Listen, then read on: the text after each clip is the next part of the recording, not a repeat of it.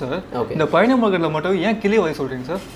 Okay, இந்த பழனி முருகரோட தண்டத்தில் மட்டும் கிளி இருக்கிறத நோட்டீஸ் பண்ணியிருப்பீங்க. ஆனால் திருச்செந்தூர் முருகனில் இருக்காது. ஏன்னு தெரியுமா? இந்த வீடியோவில் சொல்கிறேன் பாருங்கள். அதாவது அருணகிரிநாதர் ஒரு தீவிரமான முருகர் பக்தர். அவரை பழி வாங்கிறதுக்காக ஒரு புலவர் திருவண்ணாமலை ராஜா மூலியமாக அருணகிரிநாதரை பாரிஜாத பூவை எடுத்துகிட்டு வர சொல்லி தேவலோகத்துக்கு அனுப்புகிறாங்க.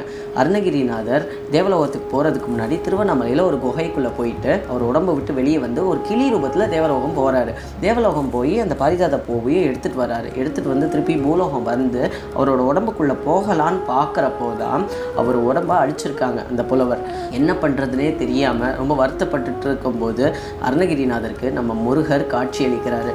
இந்த சாதாரண உடம்புக்காக நீ கஷ்டப்படுற, கவலைப்படாத, உன்னை எப்போவுமே இந்த கிளி ரூபமாக நான் வந்து என் கூடயே என் தண்டத்தில் வச்சுக்கிறேன் அப்படின்னு சொல்லிட்டு தான் அருணகிரிநாதரை நம்ம முருகப்பெருமான் எப்போவுமே கூடயே வச்சுருக்காங்க. இந்த சூப்பர் எம்போஸ்டு பழனி முருகர் ராஜ அலங்கார